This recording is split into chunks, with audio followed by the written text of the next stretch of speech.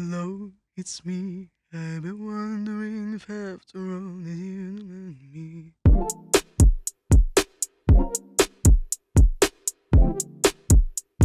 Сегодня на подкасте «Отвечаю» самая меткая девушка, потому что она попадает во все ноты. Диана Анкудинова.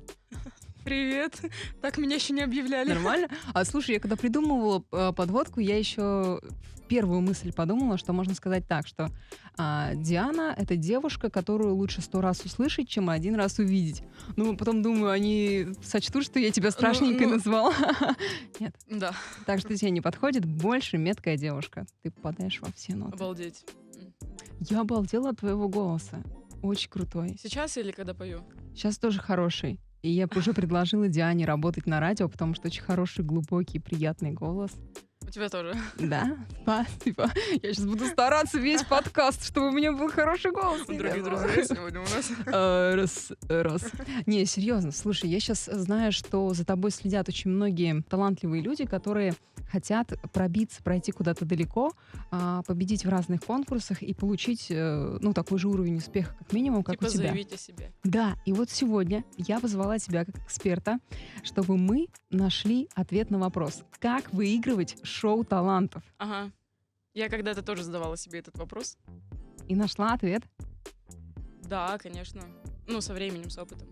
Во-первых, я хочу сказать, что то, что я имею сейчас, по большей части я имею благодаря телеканалу НТВ, который как раз-таки празднует 30-летие. И я хочу поздравить, естественно, и сказать, что такие проекты, которые есть на НТВ и будут, они будут всегда, и пожелаю только еще больших лучших проектов, потому что очень хочу в них участвовать. Слушай, правда, как раз о тебе я узнала из проекта «Ты супер» на НТВ. Ты расскажи, как устроен этот проект изнутри. Кухня проекта «Ты супер», она отличается от кухни, например, других музыкальных проектов, потому что «Ты супер» — это социальный проект.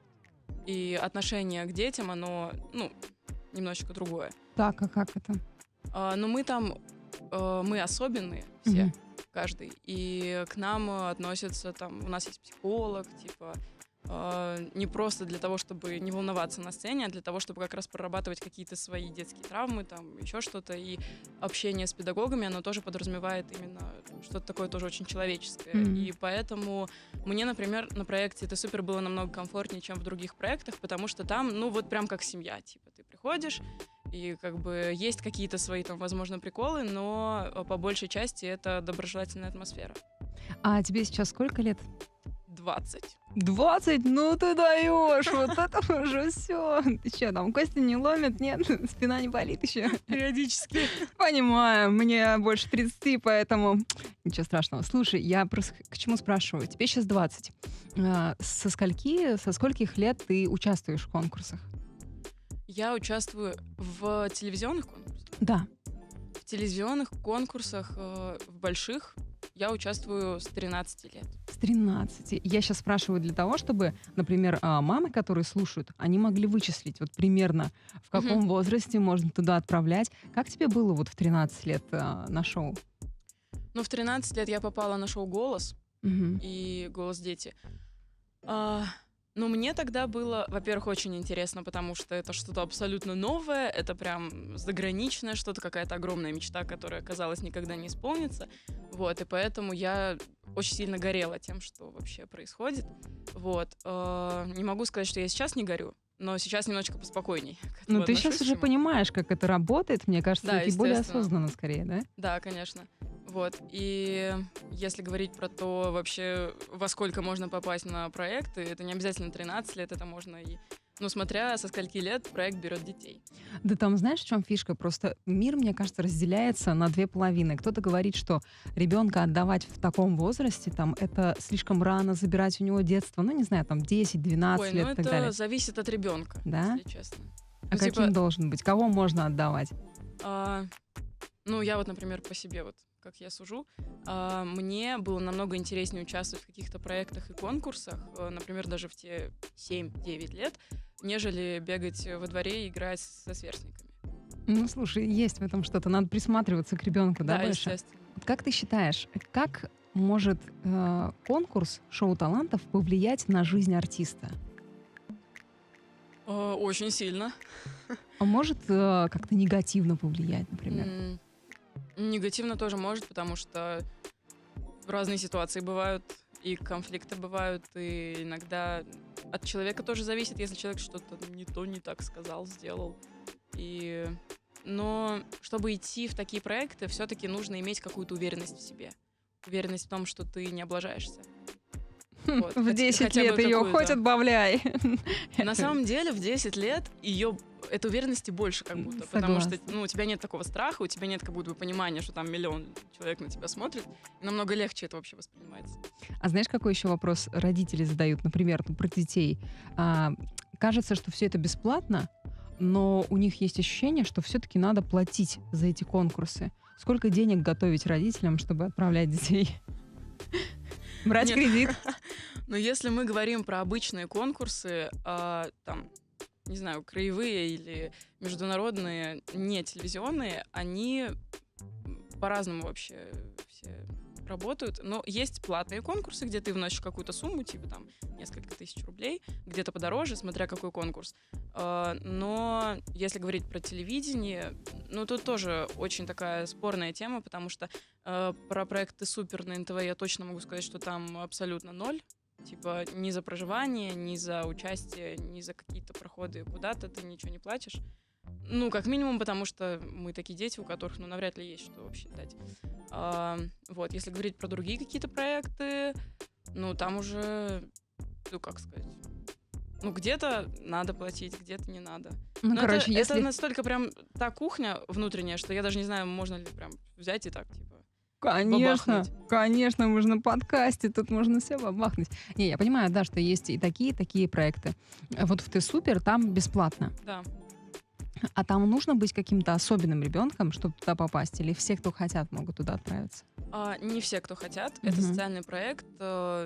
Поначалу там участвовали дети, которые остались без попечения родителей. То есть это дети-сироты из детдомов, из интернатов. Сейчас туда еще берут детей из многодетных семей, талантливых. И вот, но если ты не являешься ни тем, ни другим, то как бы уже не подходишь, получается. А в других проектах, ты в «Голосе» участвовала, шоу Да. «Must Go On», по-моему, еще было тоже. Да, но шоу «Must Go On» — это такая история не детская, Мгм. это уже больше такая шоу-бизнес, типа развлечения для нас, для звезд.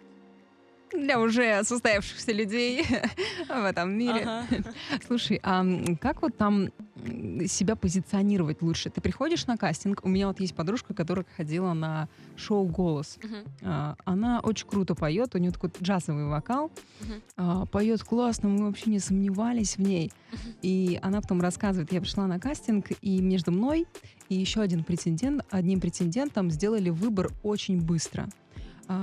Я спела, говорит, меня попросили рассказать, кто я такая, вообще свою историю. Она говорит, я вот жила, училась, все нормально, стандартно, там нет ничего такого Мгм. вот специфического. Вот, ее послушали, и ее оппонент был мужик какой-то, такой немножко фриковатый, знаешь, в шляпе, в ковбойской куртке такой. Мгм. Я увлекаюсь И ковбойскими выбор темами. сделали. И выбрали этого чувака. Вообще, на самом деле, очевидно. Но он пел для меня. не очень, понимаешь? А, Вот как к этому относиться, как с этим работать? Прикол как раз-таки в том, что телевизионные вокальные конкурсы — это не просто вокальные конкурсы, это шоу. Оно поэтому так и называется, потому что всегда должен быть элемент развлечения для зрителя. И если ты... я просто для себя поняла одну вещь, что на шоу, на телевизионных, там очень важно... есть два пути, два критерия, по которым, в принципе, выбирают. Либо ты обалдеть какой вокалист, и там что-то необычное у тебя есть в голосе, либо ты просто интересная личность, которая может просто прицепить глаз, типа, и интересно, а что же он сделает дальше. Вот это Слушай, шоу. при таком раскладе у меня есть ощущение, что если ты просто классно поешь, то тебе, возможно, недостаточно этого для Мгм. того, чтобы попасть на крупное музыкальное шоу Да. и там победить. А как ты считаешь, можно приврать здесь в резюме? Какую-то придумать сторителлинг. Есть такое направление. Ты Ага. придумываешь себе какую-то историю, чтобы быть более интересным и пойти потом на шоу. На самом деле, нет, конечно, можно все. Главное в этой, в этом, как это сказать, в этой сказке если ты врешь, то, ну, все продумать, все детали, потому что что-нибудь может выскочить. И поэтому важно тогда прям свою личность уже понимать, вторую, которую ты придумал. Там будут как в мемасиках. Когда наврал в резюме, да? Там такой просто Да. какая-то кринжовая история. Ладно, хорошо. Так, спросила тебя про историю участника. Вот еще был вопрос, мы просто обсуждали среди тех, кто тоже увлекается вот вокалом и хотят пойти по твоим стопам. Вопрос был такой: как чаще всего на шоу все устроено? Вам говорят, что петь, вам говорят, что надеть, что говорить со сцены? Ой, ну, опять-таки, зависит от проекта. Если мы говорим про проект «Маска», например, это проект, где есть еще элемент как раз-таки вранья, лжи, потому что ты как бы за маской должен импровизировать очень часто и говорить, возможно, где-то неправду, чтобы тебя не раскрыли. И для этого всегда есть люди, которые есть за кулисами, которые у тебя в ухе, могут тебе в моменте сказать, что стоп, на прошлой программе ты сказала, что у тебя отец актер. Аккуратно, не забывай. Вот. Но если говорить про то, например, про выбор репертуара, всегда в телевизионных проектах помогают еще там целая команда креативная сидит, которые выбирают песни вместе с тобой, естественно. Но чаще всего эти люди настолько крутые в своем деле, что ты, в принципе, слушаешь песню, которую они тебе дают, и думаешь, ну, вы правы, я с вами согласна. Да, окей. Да, и если говорить про то, что говорить, и говорят ли вообще, диктуют ли это где-то в ухе, редко. Очень редко. Если прям про конкурсы говорить именно детские, то нет. А если ты сама вот только идешь на конкурс, на кастинг, например, как выбрать песню, чтобы на тебя обратили внимание? Очень важно в начале своего вокального пути понять, в чем ты сильна или силен. То есть найти свой изюм и давить на него максимально, развивать его, раздувать. И если у тебя есть этот изюм, то, скорее всего, ты запомнишься, и хотя бы твою анкету не просто просмотрят и выкинут, а просмотрят и где-то отложат типа рядом. Возможно, maybe, ты подойдешь. И если нету вот этого понимания, что вот здесь я сильна, и ты идешь, типа, я просто круто пою, на самом деле сейчас очень много людей, которые круто поют. Ну, да. вот. Но, знаешь, да, говорю, потому что я знаю, таких людей много, но по идее, если посмотреть на поп-сцену, например, то, может быть, это другое. не так это уж другое. и много. Поп-сцена — это другое, чем хорошо. вокальная история, да. То есть, если ты метишься на поп-артиста, то вокальные конкурсы — это в другую стезю. То есть твой вокальный талант там будет полностью заглушен? Ну, там, в принципе, это не важно. Да. На самом деле. Да, поп — это то, что делается для зрителя, и то, что должно просто запоминаться. Блин, как интересно ты говоришь. Подожди, мне кажется, что вот ты пошла, допустим, на шоу талантов, показала, как ты круто поешь, как ты двигаешься на сцене, и потом, предположительно, у тебя такая же судьба, как у поп-артиста. Собирать стадионы, выступать как-то еще, или как? Ну, чтобы собирать стадионы, нужны хиты. Угу. Если ты просто круто поешь, но у тебя нет хита, или хотя бы команды, которая продвинет твою песню, и она станет хитом, то как ты соберешь стадион? А ты стремишься стать поп-артистом? Конечно. То есть тебе нужен хит? Да, я сейчас очень над этим стараюсь. Такой, ты сама пишешь песни? Ну, я вот стала писать сама, да, поэтому... Подожди, а если ты станешь поп-звездой, то твой вокальный талант, он может сойти на нет. Там сразу на тебя с автотюном накинуться и все. Не обязательно. Просто если говорить про зарубежную эстраду, там чуть-чуть по-другому работает, чем у нас. Но это говорит о воспитании публики. То есть у нас публика очень любит просто кайфовать от музыки, и неважно, как человек поет, если его это вставляет, зрителя, слушателя, то все окей. Мне кажется, на Западе там больше работает именно... Там, если есть кочевый бит, то при этом у них и вокал очень достойный. Вот. У нас вокал — это немножечко второстепенная штука. Вот. Возможно, где-то это обидно, но это так, и пока что это очень-очень медленно меняется. А ты знаешь, у нас на поп-сцене каких-нибудь девушек, артисток или парней, которые вот реально звезды и петь умеют? С образованием, может быть. Я, например, знаю, у меня есть подруга из шоу-бизнеса. Мы с ней участвовали в проекте «Шоу Must Go On». Это Юля Паршута. Она талантливая, она очень хороший вокалист, и при этом у нее есть песни, которые можно назвать хитами, я думаю. И, ну, как бы она известная, и при этом она круто поет. То есть вот тут как будто бы есть смешение вот того, что нужно для русской публики. Вот. А знаешь, про что еще подумала? Про популярную музыку. Есть такое... Полина Гагарина, кстати, тоже. Ага, да, кстати, хороший пример. А Настя? Настя? Анна Асти. Настя. Настя. Настя. Ладно. Она тоже хорошо поет. Да, она классно поет. Вот, и при этом у нее все песни это хиты. А Люся Чеботина? Люся Чеботина, ну, она хорошо поет. Я не могу сказать именно, если мы говорим про вокальную историю в плане конкурсов, то для меня, как для человека, который очень много слышал разных тембров, для меня это как бы, ну, типа, просто хорошо. Вот. А если говорить про шоу-бизнес, то тут это очень хорошо работает. Давай по всем тогда. А Клава Кока? Клава Кока, да, нормально. Нормально, Ну, пойдет. как бы, нет, неплохо. То есть она петь умеет, слух есть, все хорошо в этом плане. Да, кажется, что сейчас вот появляются все-таки персонажи, которые умеют петь без автотюна. И живьем выступают тоже неплохо. Знаешь, про что я еще подумала? Есть такое выражение, что чем человек хуже поет, тем меньше на нем одежды. Вот про сцену, реально, что Да-да-да. девушки, которые, например, плохо поют, они там совсем так себе. Ну, на самом деле нет. Сейчас я так не считаю, потому что даже взять ту же самую Клаву Коку, она неплохо поет, но при этом одежда у нее очень такая женственная. Ну, ты как на сцене больше по классике или тоже готова более ярко одеваться откровенно? Я сейчас очень сильно вообще меняюсь в плане, не знаю, мои 19-20 лет — это какой-то прям переломный период, и я не могу сказать, что я готова там оголяться на сцене, чисто по своим каким-то приколам в голове, но при этом я понимаю, что сейчас настолько развита вообще мода и стиль, что можно, не открывая свои части тела, такую классную вообще костюм забабахать, что чувствовать себя в этом и комфортно, и при этом не выглядеть как бабушка. Как Билли Айлиш.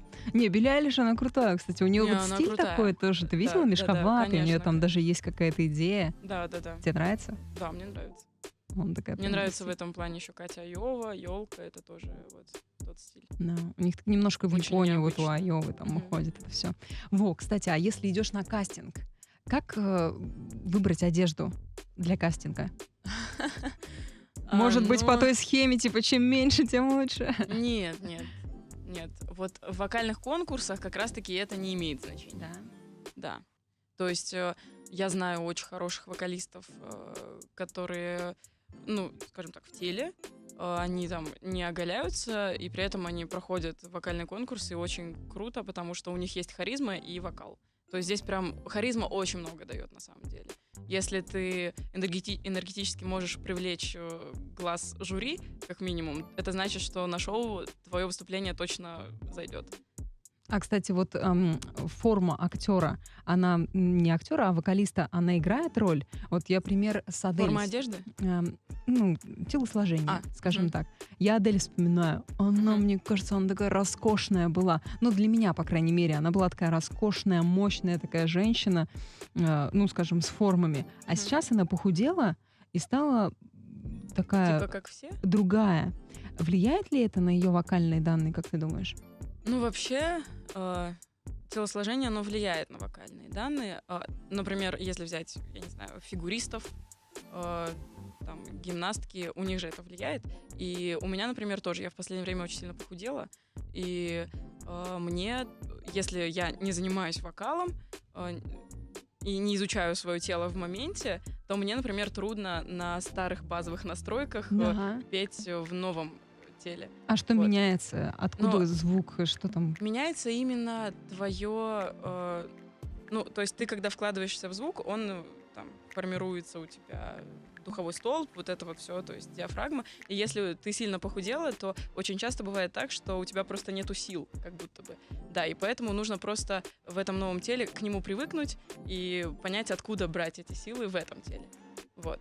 Это не так прям дико сложно, как я рассказываю, но на самом деле, если смотреть на то, как похудела Адель, ну, я думаю, там прям она постаралась. для того, чтобы вернуться в понимание своего организма. А тебе как кажется, у Адели крутой вокал? Очень. Вы что? Это вообще не обсуждается, потому что Адель для меня это как один из кумиров. Я считаю, что мы с ней в вокальном плане чем-то похожи, и все ее песни. Это прям пример как раз-таки и голоса, и харизмы, вообще характер поведения на сцене, и внешность, и все хиты, которые у нее есть. Все их знают, но при этом они не дэнс-дэнс, но при этом все их знают. И это прям кайф. А это чья заслуга? Это ее заслуга или ее помощников, продюсеров, сонграйтеров? Я думаю, что здесь, конечно же, без команды не обошлось и не обойтись никогда, потому что как бы ты ни старался, настолько масштабно себя показать без помощи чьей-либо, это сложно, очень сложно. Мне кажется, даже невозможно, особенно в современности нашей. А кто тебе еще кажется вот крутым как ориентир на сцене? Я не знаю, может, это не поп-звезды, может, это джазовые вокалисты. Вот где ты себя больше видишь, на поп-сцене или такой больше нишевый? Ну, на самом деле, мне бы очень хотелось, если говорить про наших отечественных исполнителей, мне нравится, когда я вижу в артисте что-то свойское, когда ты смотришь, и как бы человек, ну, как будто ты можешь к нему подойти и сказать: «О, привет», она там: «Здорово». Мне такое очень нравится, заходит, и я просто себя ощущаю таким человеком, и мне бы хотелось быть не вот этой вот, типа, куколкой, которая все время там накрашенная с иголочки, типа, всегда худая, всегда там, как пример для подражания. А у кого ты училась вокалу? Кто твой педагог? У меня было очень много педагогов по вокалу. А кто самый крутой, ну, первый приходит на ум? Ольга Анатольевна Донская. Ее не стало несколько лет назад. Сейчас у меня ее ученица, педагог. И в этом плане, конечно, тоже очень круто, потому что у нас своя методика вокальная. Что за методика? Записываем. Есть методика школы «Свобода и воля», которую основала как раз-таки Ольга Анатольевна Донская. И я не скажу, что она, возможно, подойдет прям всем, но мне, как человеку с низким голосом и таким строением тела, мне она идеально подходит. А как выбрать педагога по вокалу? Как понять, что он классный? Для меня очень важны человеческие качества. То есть если... У меня просто были педагоги, которые там пытались меня посадить под колпак, никуда ничего никак, и типа, ты вот моя ученица, и вот я буду там, этим гордиться. Как-то я стихотворно сегодня разговариваю. Нормально получилось. Новый хит про учителя. Йоу. Вот, и если есть эта составляющая каких-то границ, или когда тебе навязывают то, что тебе не подходит, для меня это сразу все, до свидания. Вот. И раньше в детстве я не могла, конечно, сказать «до свидания», поэтому у меня есть этот опыт. Сейчас мне достаточно 20 минут с педагогом для того, чтобы понять, подходит он мне или нет. Прости, я просто придумала шутку смешную только себе. Ну, в детстве ты не могла сказать «до свидания». В детстве ты могла сказать только «до свидания». Женский юмор. Это женский юмор. У меня весь такой.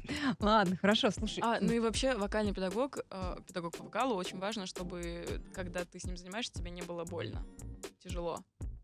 То есть, чтобы он тебя не бил? Нет, в плане исполнения. Ага. Если ты чувствуешь, что тебе не просто тяжело, потому что ты, типа, затрачиваешься энергически, а тебе тяжело вот здесь, и, типа, ну, ты чувствуешь, что хочется откашливаться все время, или как-то ты устаешь быстро, это сразу не туда.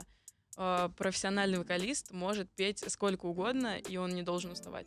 Правда? Да, это как раз-таки зарубежная методика, и вот «Свобода и воля», она на этом и строится. Очень круто, очень круто. А как ты восстанавливаешь голос? Ты наверняка много выступаешь, и это нагрузка на связки. Я вот сейчас как раз в этом состоянии нахожусь. А как восстановить голос? Как его вернуть? Эластичность связкам или как правильнее? Самое лучшее — это молчание. Просто помолчать день-два, это прям очень помогает, на самом деле. Но это же нереально, когда ты артист, молчать день-два. Ну, как минимум, не петь хотя бы во весь упор.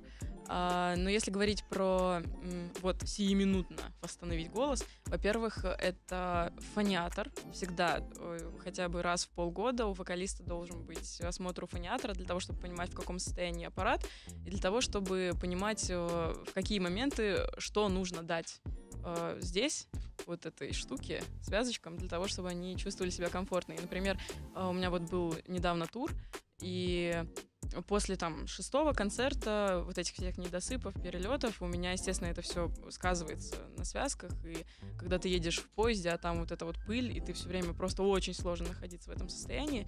И мне, например, очень помогают заливки с алоэ. То есть это просто смягчение связок. А что это какой-то сироп алоэ покупаешь? Нет, это какой-то раствор. У меня мама этим занимается, она медик, вот поэтому она в этом все шарит, понимает. Есть еще заливки более экстренные. Ну, мы все их знаем, но их нельзя называть. Нет, на самом деле нет. Но это все очень индивидуально. То есть то, что употребляю я, скажем так, в вокальном плане, это может подойти не всем вокалистам. То есть это все нужно прям с фониатором обсуждать. Так, окей, про препода мы с тобой поговорили. По поводу конкурсов. Еще вопросы. Знаешь, какая была мысль, что на конкурс надо идти и не прям себя там позиционировать как талант, а просто познакомиться с нужным человеком, не знаю, там, с продюсером, с кем-то еще, и он тебе прям подскажет, как надо все сделать и проведет тебя. Чтобы познакомиться с продюсером, и он тебе вот так вот взял и рассказал, что нужно сделать для того, чтобы быть супер-пупер звездой, нужно подписать контракт, минимум. Как максимум выполнять все, что подписано в контракте, прописано. А жюри? Вот. Можно как-то с жюри законтачиться? Там, типа, нет, это, конечно, это все опыт, общение, типа всякие мэтры нашего там шоу-бизнеса, нашей сцены, с ними очень круто общаться, они очень много расскажут тебе интересных историй, что-то подскажут, там, может быть, что нужно тебе изменить для того, чтобы, возможно, стало лучше, но никогда не будет такого, чтобы тебе прям взяли и там раскрыли вот секрет, потому что, кстати, секрета никакого нет, и это, во-первых, а во-вторых, потому что, ну, извините меня, вы просто общаетесь. А твой рецепт, твой способ бороться с волнением какой? Ой, ну на самом деле для меня способ борьбы с волнением — это опыт. И заливки, и алоэ. Ну, это когда есть... Вообще для меня волнение работает, включается волнение в те моменты, когда я чувствую какую-то неуверенность хотя бы в каком-то моменте концерта. Для меня это сразу типа так, зажимы. Психологические зажимы, потому что там, а вдруг я не могу взять вот эту ноту, потому что я ее не отрепетировала, вдруг у меня сегодня там вот связки не смыкаются, как я буду вообще сегодня петь. И если это все происходит уже, то как ты справляешься? Ну, во-первых, я делаю сначала перед концертом все для того, чтобы этого не произошло, и облегчаю, возможно, репертуар сегодня, как-то его меняю. Во-вторых, если это происходит, я всегда в моменте могу признать это перед зрителем, и меня никто за это не осудит. И в-третьих, мы все живые люди, как бы, ну, я ничего с этим не могу сделать. Да, там, петушок был. У меня был один раз на концерте, такой петух дала. Ты будешь в шоке, если услышишь. Вот. Ну и мы просто посмеялись, и сейчас в интернете это такая байка, типа, Анкудинова спетушила. А на шоу талантов важно победить, чтобы пойти и дальше построить себе музыкальную карьеру? Или это не главное? Это не главное, потому что, например, я участвовала в проекте «Голос», в котором меня не допустили даже до второго тура, то есть они не повернулись. Но при этом мой ролик собрал очень много миллионов просмотров и дал сильную популярность мне. То есть все зависит от тебя, как от человека. Если ты цепляешь зрителя, то все будет. Неважно, победил ты или нет. Если в тебе вот нету вот какой-то этой изюминки, которую ты раздул, то далеко ты не пойдешь. Но не у всех же она есть. А как ее развить, вот эту изюминку? На самом деле очень много дают родители в этом плане, потому что моя мама, она прям заметила во мне вот эту вот какую-то энергетику, харизму, и она очень сильно во мне это развивала, помогала. У меня было столько концертов и конкурсов, просто ты не представляешь. И опыт, который я прошла как артист на разных-разных площадках, от самых маленьких до самых больших, он очень много всего дал. И если нету вот этого элемента опыта и желания твоего улучшить что-то в себе или хотя бы развить, то нет. А надо на конкурс талантов предъявлять рекомендацию от соседей, например? Типа, что? Поет хорошо, мы не вешаемся от ее песен, все нормально. Ой, ну... Опять-таки, своя уверенность. Вот. Лучше все-таки прислушиваться к себе. Вот. Если Просто, например, ты можешь круто петь, но у тебя не будет уверенности, ты будешь слушать соседей, и соседи, возможно, такие, да, все круто, или наоборот, ой, все плохо, ты ужасно поешь, потому что это все вкусовщина. И ты, типа, прислушиваешься к кому-то, и в итоге в конце этого решения думаешь, а я вот не так хотела. И это самое худшее, мне кажется, что может произойти.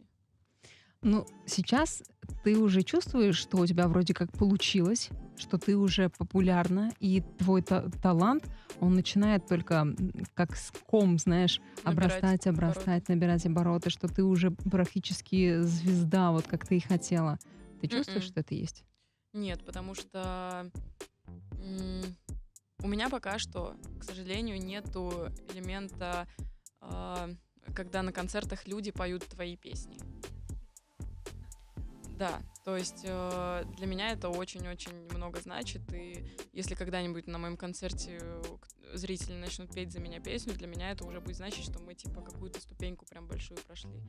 Сейчас этого нет, сейчас есть просто очень сильное восхищение моим голосом, и это как раз-таки, конечно, круто, типа после конкурсов тебя уважают за твой голос, но к тебе не относятся должным уровнем как к человеку, который может петь и обычные песни.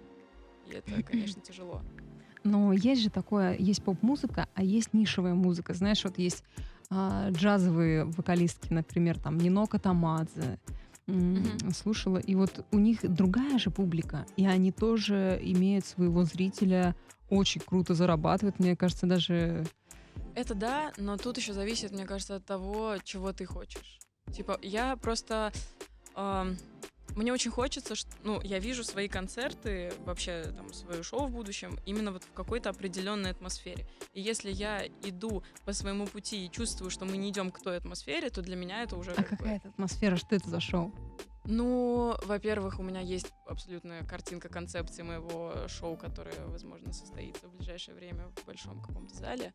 А во-вторых, это должна быть полная свобода меня как человека, как артиста. То есть захотела поговорить — поговорила. То есть и никто не против. И когда в зале люди, большинство зрителей — это те, кто любят тебя за то, кем ты являешься, а не за то, что у тебя там диапазон 5 октав. Ну, блин, за это можно любить. Диапазон 5 октав. А у тебя какой диапазон? У меня диапазон, ой, я не помню, 3,5, что ли. Круто. А можешь дать самый низкий звук, который ты способна сейчас? Я даже не буду пытаться. Ну, я не знаю. Круто. Ну, как бы, если разговаривать, то, ну, наверное, вот так. Блин, это мощно. А ты можешь таким голосом петь? Ну, конечно. А какую-нибудь известную песню можешь? Или Адель «Hello, it's me», прикинь? Hello, it's me. I've been wondering if after all that you and me. Очень круто. Но это очень такая, я сейчас прям засадила туда звук. Его надо немножечко вынести, чтобы он был более ярким. Очень точное слово ты подобрала. А самый высокий можешь? Ой, я сейчас в таком состоянии, что я могу попытаться, как бы, это будет что-то какое-то... Я это называю писковой регистр. Тоже хорошее слово подобрала. Ну, типа, это прям туда. У меня собака так зевает. Да. Но это если прям брать... На самом деле, вот эти все октавы, они нужны вообще? Вот? Не Если так знаю, подумать. не знаю. Есть ли одна хотя бы песня, которая вот прям полностью весь твой диапазон возьмет? Таких очень мало песен. И мало кто их слушает. Мгм. Ну, представляешь, ты надеваешь наушники и слушаешь, как человек сначала тут поет, потом вот там поет, потом вот здесь поет. И все это как будто 6 разных людей поет. Да. Но у Ну, тебя очень крутой голос, реально. Да, Это необычно. спасибо. Необычно. Спасибо. Знаешь, какой прикол я здесь нашла? Чат GPT. Сейчас периодически я использую чат GPT протестировать, какие он может вопросы подкинуть для человека, может, которого он даже не знает. Сегодня он отжег вообще. Ага. Я ему задала Очень интересно. промпт, вопрос. Типа, напиши какие-нибудь необычные вопросы для вокалиста с крутейшим голосом. Хочешь? Позадаю тебе вопросы от чата Давай. GPT. Вообще очень интересно. Так. Если бы твой голос мог говорить, то что он сейчас сказал? Здрасте, Олег. Олег? У меня есть шутка такая. Когда я просыпаюсь утром, у меня всегда очень низкий голос. И вот первое слово, которое я могу сказать, это вот «Здрасте, Олег». И у меня прям голос очень низкий, ниже, чем сейчас. Я, кстати, видела где-то, было сравнение, что Диана похожий голос имеет с певицей Чили. Но что-то, мне кажется... Ну, да, такое говорили, но это просто низость регистра. Вот, а темброво нет. Разницы нет. Так, ChatGPT, тут интереснее, подожди. Какое животное лучше всего подходит для описания твоего голоса? Почему-то в голову пришел динозавр. Какой? не знаю, Там же почему. травоядные есть, а есть такие прям Не, рапторы. явно не травоядный. Да? Окей, тут все прям про голос он накидал. Давай посмотрим, что Крутяк. еще есть. Видишь, черненьким выделено, Ага. я копипастила оттуда. Если бы твой голос мог петь только один жанр музыки, то какой бы жанр это был? Фолк, Фолк? да. Вау, почему? Потому что это абсолютно вообще мое. Вау. Моего голоса, скажем так. Если это голос отвечает, то Понятно. да. Хорошо. Очень комфортная штука. Так, прикольно. Как ты представляешь свой голос, если бы он был визуальным предметом? Воу. Колодец. Колодец? Классно. Причем колодец, который, типа, вот у колодца же есть выступ над землей. Он очень высокий выступ. Ну, короче, очень просто глубокий колодец. Так, хорошо. А если бы твой голос имел запах, каким бы был этот запах? Воу. Почему-то у меня в голове запах хлеба с фисташками. О, Я вкусно. не знаю почему. А это полезно для связок? Орехи нет. Вот так. Хлеб, да нормально. Хорошо. Так, а если бы, кстати, про еду пошло, а если бы твой голос был блюдом, то каким блюдом? Спагетти. Спагетти? Я думала, шашлыком, люля-кебабом. Я причем отвечаю очень прям вот, что первое приходит в Да? голову. Я не знаю, ну, может, это правильно, если нет, то какой- я могу еще подумать. Прикинь, нас послушает или посмотрит какой-нибудь психолог и сопоставит там твои У ответы. нее проблемы с головой. Не, этот человек точно талантливый на всю голову. Деликатно скажет. Да. Так, ну давай последний, что тут есть еще. Если бы твой голос мог гулять, то куда бы он сейчас отправился? В лес. Почему? В лес, причем который в горах. Лес. Ого, почему? Потому что это масштаб и свобода. Кайф. Что-то такое. И эхо. Естественно. Спасибо тебе, Диан. Пожалуйста. Ты очень много рассказала. Мне реально приятно было с тобой познакомиться. Я как-то Взаимно. заочно, мне тут говорят, вот Диана может к нам прийти. Я говорю, давайте, круто, у человека такой бэкграунд, и поделилась про конкурсы. Я думаю, люди, которые сейчас тебя услышали, может быть, они тебе еще и напишут, скажут, о, про конкурсы, всего, там, да. давай, что-нибудь подскажи Буду еще». ждать, ребят. Вот если получится, может, кому-нибудь ответь. Если нет, то... Да, я вообще очень отзывчивый человек, поэтому, скорее всего, отвечу. Все, тебе больших успехов. Да, взаимно. Радио Энерджи, спасибо. Я у вас побывала. У Это меня да. галочка такая. Очень круто, да. Пушка, бомба, эйжи. Пушка, ты тоже говоришь пушка? Я обожаю. Конечно. Ладно, давай какое-нибудь вот пожелание от тебя лично для тех, кто хочет побеждать в конкурсах. Финалочку такую. 3 слова. Пусть мечты сбываются.